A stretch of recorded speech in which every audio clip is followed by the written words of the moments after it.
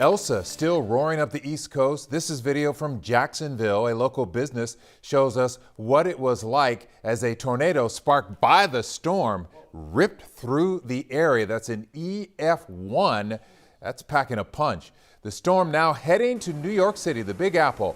They're already seeing flooding today. The subways getting waterlogged. As you know, sometimes you got to walk way down to get to some of those subways. Addison Green, hurricane season may be busier than previously thought. That's the last thing we want to hear. Yeah, absolutely. So we're going to be seeing potentially a little more activity coming our way for this tropical season, courtesy of the latest forecast coming on in from Colorado State University. We've increased the numbers for total named storms by 3, increasing them to 20, and we've increased the number of hurricanes from 8 to 9. The category 3 or higher major hurricanes have stayed the same, but we are not seeing this forecast anywhere close to where we were last year, which that was the most active season on record. And the reasons why Colorado State made this upgrade to their seasonal outlook is due to 3 reasons right here: warmer sea surface temperatures in the Caribbean Sea as well as the Atlantic Ocean, higher chance for strong tropical waves to come off the African continent, and those little waves are the little seedlings that turn into disturbances and then storms and then hurricanes.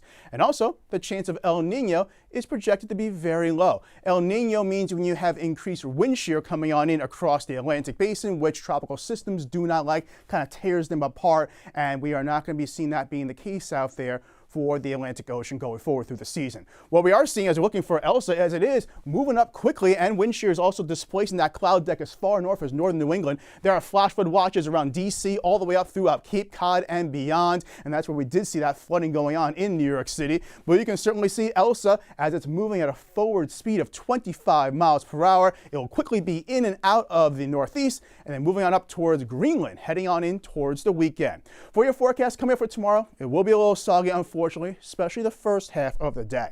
There's a 70% chance of seeing scattered thunderstorms and downpours throughout the morning commute. We gradually decrease that chance, moving in through the lunchtime hour and in throughout the afternoon hours. And it's all because of this system that actually was being monitored by the National Hurricane Center.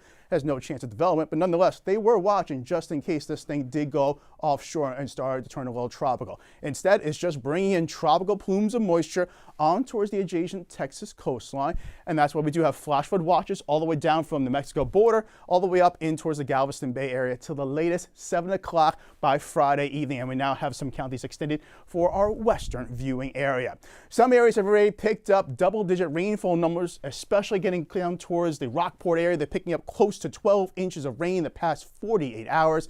This system, it's gradually being pushed to the west, courtesy of high pressure out there in the Four Corners, helping to drag that system away from us. But as it's being dragged away, it's bringing that tropical moisture off the Gulf of Mexico, and that's where we could be seeing, as you make your way all the way through Friday into Saturday morning, potentially some rainfall numbers adding on up by several inches to say the least, especially for our southwestern counties. That's why we do have the potential out there for Friday, a moderate risk concern for flooding down near Matagorda County, for instance, but that chance does decrease the further north and east you go. But nonetheless, it's going to be a soggy next 36 hours we're going to have to deal with when out there. But as we make our way towards the weekend, those rain chances are going down. And heading in through next week, those rain chances stay low as those temperatures start to go back up to levels we're typically used to around town.